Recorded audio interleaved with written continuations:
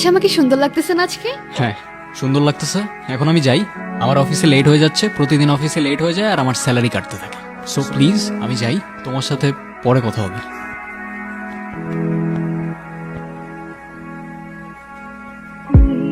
কিছু বলবে? তুমি চেনো আমাকে? পরিচয় না দিলে কিভাবে চিনবো? আমি রায়ান। তুমি? অদ্রিতা। তোমাকে আমার কেন যেন খুব চেনা চেনা লাগছে। হতে পারে, জানি না। তুমি কি এখানে কারোর জন্য অপেক্ষা করছো? না তো, কেন? এমনি। এমনি ছাড়া কি আর কিছু বলতে জানো? জানি তো। কি জানো? আচ্ছা, তোমার কোনো সোশ্যাল অ্যাকাউন্ট বা ফেসবুক আইডি? আমি তোমাকে ফ্রেন্ড রিকোয়েস্ট পাঠিয়েছি। ফ্রেন্ড রিকোয়েস্ট পাঠাইছো? আচ্ছা, আমি তাহলে বাসায় গিয়ে তোমাকে টেক্সট করবো, কেমন? তোমার ইচ্ছা।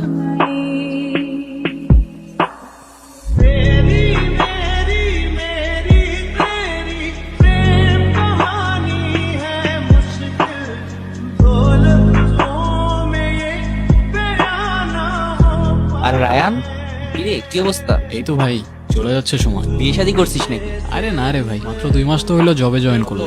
স্যালারি কত? তুই আগে বল। আমার 50 দিচ্ছে, কিছুদিন পরে ডাবল হয়ে যাবে ভাই। তোর কত?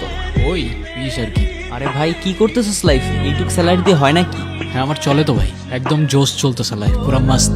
তুই এক কাজ কর, তুই তোর কোম্পানির কিছু ডাটা আমার কোম্পানিতে শেয়ার কর, আমি এখানে তোকে ভালো একটা স্যালারি ম্যানেজ করে দিব। যেই পাতে খাই ওই পাতে আমি থুকি না ভাই। নেমো খারাম এই দুনিয়ার মানুষগুলো হইতে পারে, আমি না। এ যা শালা, হাওয়া আসতে দে। তুমি এখানে যে? কেন, আমায় দেখে খুশি হওনি? না সেটা না, কিন্তু তোমার তো এখানে থাকার কথা না। তো কার থাকার কথা? আমি পরে বলবো তোমাকে, ঠিক আছে? আচ্ছা, সে না হয় পরে বুঝলাম, কিন্তু তুমি কাল আর আমায় টেক্সট করলে না যে? আমি পরে সব তোমাকে বলবো, ঠিক আছে? পরে কেন, এখনই বলো। এখন কেমনে যে বুঝাই, এখন যাও তুমি প্লিজ প্লিজ। কি হয়েছে? চোখ খোলো। চলে গেছে না? কে চলে গেছে? কি হয়েছে বুঝলাম না আমি। আরে না কিছু না, ওই একটা ফ্রেন্ডের সাথে দেখা হয়েছিল আমার। তোমার তো তোমার ফ্রেন্ডের সাথে কথা বলার জন্য হাজারো সময় আছে, শুধু আমার সাথে কথা বলার জন্যই সময় হয় না। তুমি তো জানো কাজ নিয়ে ব্যস্ত থাকি, কারণ টাইম না পেলে আমি কি করব? এত কষ্ট করে দেখা করতে আসবো, এসে এসব শুনবো তোমার কাছ থেকে। হ্যাঁ তো আইসো না। হ্যাঁ ঠিক আছে, রিলেশনশিপ, তোমার আমাকে ভাল লাগে, আমার তোমাকে ভাল লাগে, সময় হলে বাসায় বলে দিবা, কাহিনী শেষ।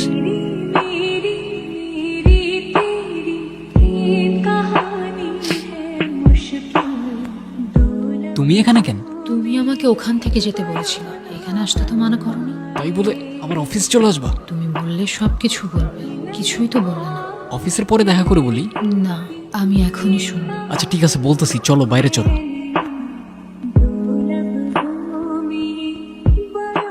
হ্যাঁ কফি। আমি কফি খাই। শিট, আগে বলতা চা নিয়ে আসতাম। কথা ঘোরাচ্ছ কেন? আগে বলো, মেয়েটা কে ছিল? তোমাকে মিথ্যা বলবো না, ওর নাম আয়রা। ওকে আমি ভালোবাসতাম, কিন্তু এখন আর বাসি না। কিন্তু কেন? আমার কেন যেন ওকে আর পারফেক্ট লাগে না, মনে হয় আমি আরো বেটার কাউকে ডিজার্ভ করি। তাহলে তুমি ওকে ডিরেক্টলি কেন বলতেছো না? তোমার ওকে আর ভাল লাগে না? বললেই তো হয়। কারণ আমি ওকে কষ্টও দিতে চাই না। তুমি চাওটা কি? জানি না। জানি না ছাড়া আর কিছু জানো? সেটাও জানি না।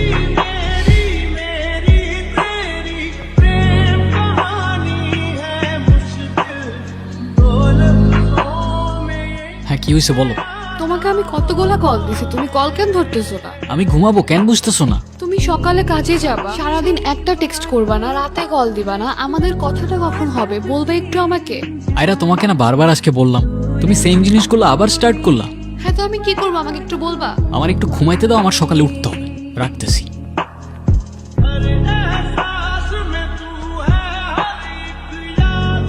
কিরে মা, কাঁদছিস কেন? কিছু হয়নি মা, এমনি। আমি তো মা, আমাকে কিছু না বললেও আমি কিন্তু সব বুঝি। কি যেন নাম ওই ছেলেটা? রায়ান। কি হয়েছে বল আমাকে। আচ্ছা মা, আমি কি দেখতে সুন্দর না? কি বলিস এগুলো?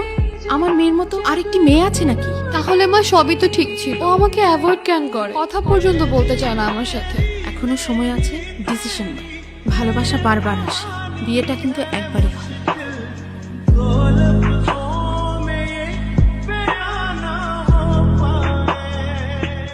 এভাবে সারা রাতকে টর্চার করে আয়রা। আর টর্চার করবো না তোমাকে। তো কল কেন দিছো? শেষবারের মতো একটু দেখা করতে পারবা কাল? সরি পারবো না, কালকে অফিস আছে। আমি ওয়েট করব, তোমার ইচ্ছা হলে আইসো, আর যদি না আসো তাহলে ধরে নিও এটাই আমাদের শেষ কথা।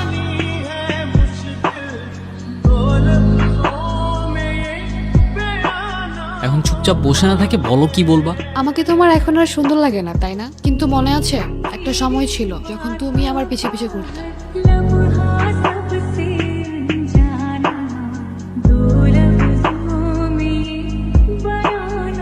আমাদের ভার্সিটিতে? হ্যাঁ তো কিছু না, এমনি।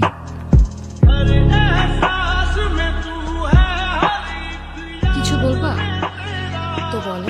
তোমার নাম আয়রা না? হ্যাঁ তো। না কিছু না, এমনি। তোমার নাম রায়ান না? হ্যাঁ, তুমি আমার নাম জানো? হ্যাঁ জানি। আর কিছু বলবা হুম, তো বলো। তুমি অনেক সুন্দর। কেমন সুন্দর? পারফেক্ট। আমি তো তোমাকে একবারও বলিনি আমার তোমাকে ভালো লাগে না। তাহলে বলো, তোমার কি এখনো আমাকে পারফেক্ট লাগে? দেখছো, বলতেও পারতেছো না। আরে আজব, ফোনটা কেন নিতেছো? অজিতাকে। ও আমার ফ্রেন্ড। ও তোমার ফ্রেন্ড। ফ্রেন্ডের সাথে এত কথা, আর আমার সাথে কথা বলারই সময় নাই, বুঝাও আমাকে। তোমার সাথে কেনই বা কথা বলতেছি আমি? আয়রা, বলো। আমার সাথে শেষবারের মতো একবার দেখা করতে পারবা? একবার প্লিজ।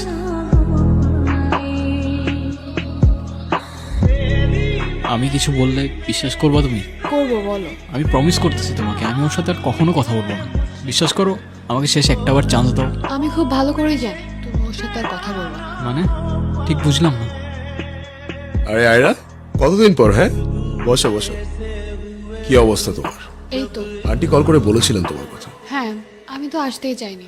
না না, এসে একদম ঠিক করেছো। হেজিটেশন ফিল না করে বলো। বেসিক্যালি আমি একটা ছেলেকে ভালোবাসতাম।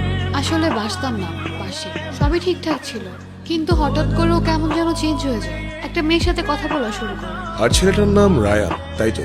হ্যাঁ, তুমি কি করে জানলে? রায়ান গত 3 বছর ধরে আমার পেশেন্ট। যদি একটু ভেঙে বলি তাহলে হচ্ছে রায়ান নিজে নিজে ইমাজিনারি ফ্রেন্ড বানায়, মানে কাল্পনিক ক্যারেক্টার, যেগুলো বাস্তবের সাথে কোনো কানেকশন।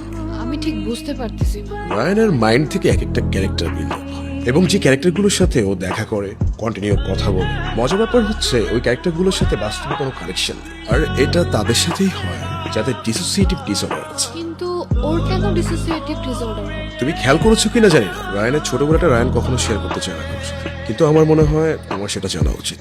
রায়ানের বাবা মা দুজনেই ছিলেন সাংবাদিক। পলিটিক্যাল একটা ইস্যু নিয়ে রাতারাতি দুজনকে মার্ডার করে ফেলা হয়, তাও সেটা আবার রায়ানের চোখের সামনে। তখন থেকে একা থাকতে থাকতে ও ইমেজিনারি ফ্রেন্ড বানানো শুরু করে, তাদের সাথে কথা বলতে শুরু করে। ওর লাইফটা আসলে একটা সিনেমা।